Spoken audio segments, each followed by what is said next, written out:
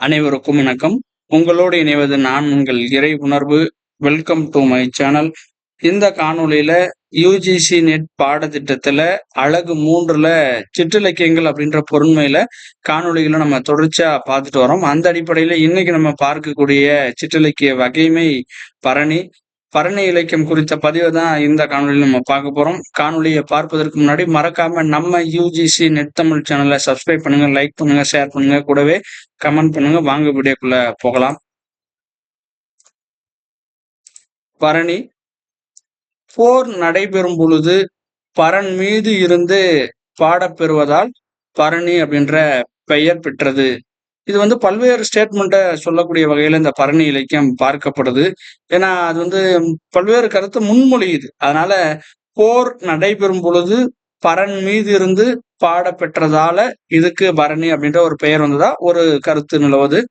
இன்னொரு கருத்து என்னன்னு பார்த்தோம்னா, பரணி நட்சத்திர நாளில் தலைவன் வெற்றி பெற அப்போரில் இறந்தாரின் உறுப்புகளை கொண்டு கூழ் சமைத்து காளிக்கு படைத்து பேய்கள் உண்பதும் வெற்றி பெற்றோனை வாழ்த்துவதாலும் இந்த பெயர் பெற்றிருக்கு. அப்ப பரணி நட்சத்திரத்துல பிறந்த ஒரு தலைவனுடைய வெற்றியை பத்தி பேசுது.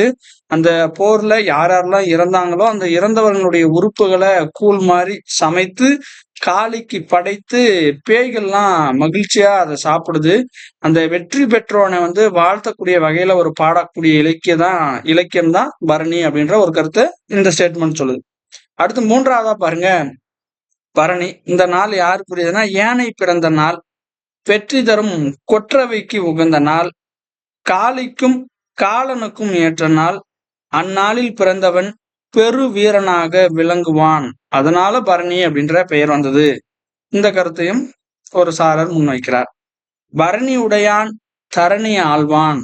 பரணி நட்சத்திரத்துல பிறந்தவன் இந்த உலகத்தையே ஆழ்வான் அப்படின்ற ஒரு வாசகமும் உண்டு. அப்ப இந்த 4 ஸ்டேட்மெண்ட்டையும் நம்ம எடுத்துக்க வேண்டிய ஒரு சூழல் தான். அதனால இது எதுவுமே வராது, இல்லை இது தவறு அப்படின்னு நம்மளால இதை எதுவும் நிராகரிக்க முடியாது.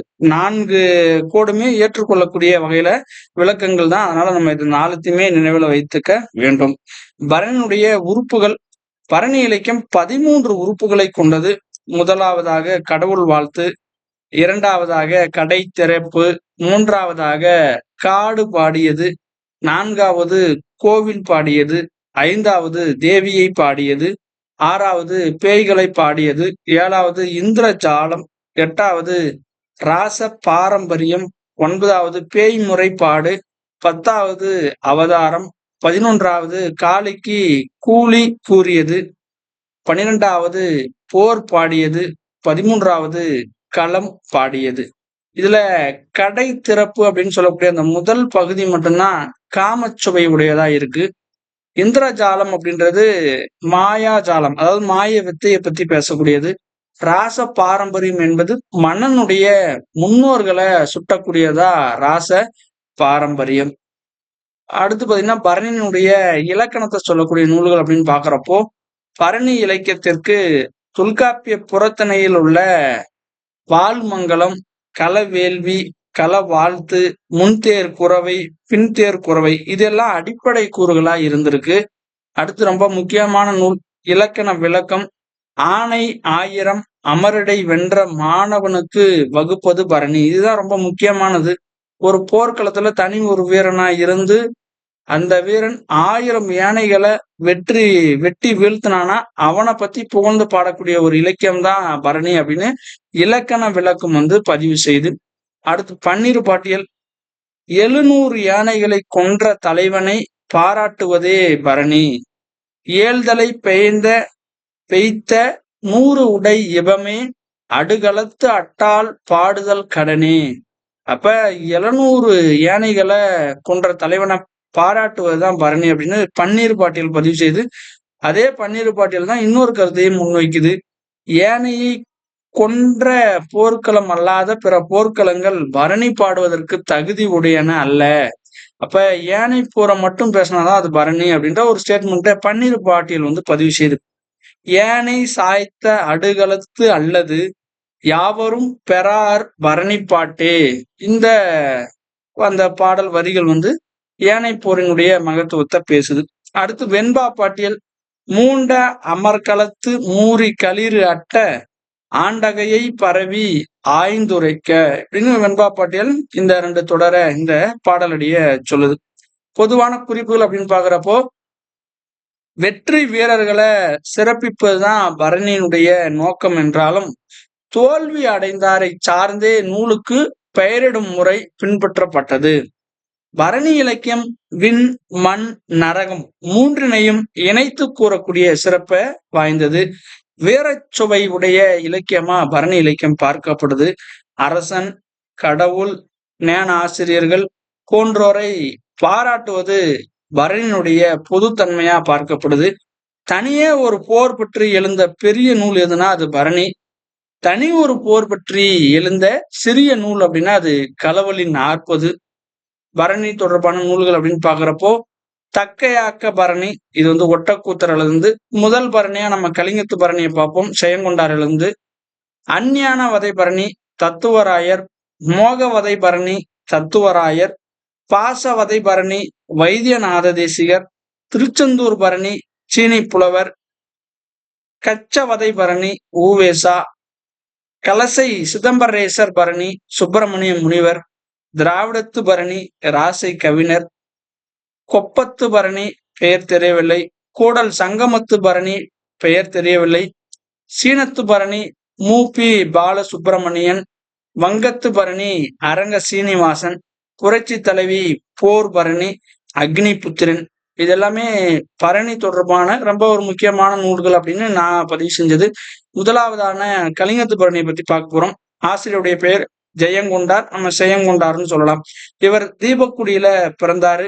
செயங்கொண்டார் முதல் குலோத்துங்க சோழனுடைய அவைக்கள புலவரா இருந்தாரு. முதலாம் குலோத்துங்க சோழனுடைய படைத்தளபதி யாருன்னா கருணாகர தொண்டைமான். அந்த கருணாகர தொண்டைமானை அனுப்பி கலிங்க மன்னன் அனந்தவர்மனை வெற்றி பெற்ற செய்தியை பேசக்கூடியதா கலிங்கத்து பரணி. இந்த நூல் வந்து ஓசை நயமும் கற்பனை அழகும் சொல் வளமும் பொருள் நலமும் சந்த இனிமையும் ஒருங்கே அமைந்த ஒரு படைப்பா இந்த கலிங்கத்து பரணியை பார்க்கலாம். இந்நூலை தென்தமிழ் தெய்வ பரணி அப்படின்னு ஒட்டக்கூத்தர் வந்து பாராட்டுறாரு. செயங்கொண்டார பலப்பட்டடை சொக்கநாத புலவர் என்ன சொல்றாருன்னா பரணிக்கோ ஜெயங்கொண்டார் அப்படின்னு ஜெயங்கொண்டார புகழ்ந்து பேசுறாரு. ஒட்டக்கூத்தர் தென் தமிழ் தெய்வ பரணின்னு கலிங்கத்து பரணியை பேசுறாரு. பலப்பட்டடை சொக்கநாத புலவர் வந்து ஜெயங்கொண்டார பரணிக்கோ ஜெயங்கொண்டார் அப்படின்னு பதிவு செய்யறாரு. கருணாகர தொண்டைமானே வாண்டையார் கோன் அப்படின்னு ஜெயங்கொண்டார் பதிவு செய்யறாரு. ஜெயங்கொண்டாருக்கு கவி சக்கரவர்த்தி அப்படின்ற ஒரு பட்டமும் இருக்கு. கலிங்கரோட தென் தமிழ் தெய்வ பரணி கொண்டு அப்படின்னு தக்கையாக்க பரணி ஒரு தொடரை கலிங்கத்து பரணி பத்தி இப்போ வந்து பேசக்கூடிய ஒரு தொடர் தான் கலிங்கரோட தென் தமிழ் தெய்வ பரணி கொண்டு அப்படின்ற ஒரு தொடர் வந்து தக்கையாக்க பரணி பதிவு செய்து 585 தாளிசைகளை கொண்டது கலிங்கத்து பரணி. அடுத்து இரண்டாவதா பார்க்கக்கூடிய ஒரு முக்கியமான பரணியா தக்கையாக்க பரணி. ஆசிரியருடைய பேர் வந்து ஒட்டக்கூத்தர். ஊர் வந்து மலரி அப்படின்ற ஊர்ல பிறந்தாரு. இயற்பெயர் வந்து கூத்தன். சிறப்பு பெயர்கள் அப்படின்னு பாக்குறப்போ கவி ராட்சசன், கவி சக்கரவர்த்தி, கால கவி, சர்வஞ்ச கவி, கவுட புலவர். இதெல்லாமே சிறப்பு பெயர்கள் யாருன்னா ஒட்டக்கூத்தருக்கு. இவருடைய படைப்புகள் அப்படின்னு பாக்குறப்போ மூவர் உலா, ஈட்டி 70, குலோத்துங்கன் பிள்ளைத்தமிழ், அரும்பை 900, காங்கேயன் 4000 கோவை. தக்கையாக்க பரணியினுடைய வேறு பெயர் வந்து வீரபத்திர பரணி. இவர் கலைமகளுக்குன்னு சொல்லி கூத்தனூர்ல ஒரு கோயில கட்டியிருக்கிறாரு. தச்சன் சிவபெருமானை மதிக்காது யாகம் செய்ய அதனால் சினம் கொண்ட சிவனின் மைந்தன் வீரபத்திரன் யாகத்தை அழித்து உதவிக்கு வந்தோரை வென்று தச்சனின் தலையை துண்டித்த புராண வரலாற்றை பேசக்கூடியதுதான் தக்கையாக்க பரணி.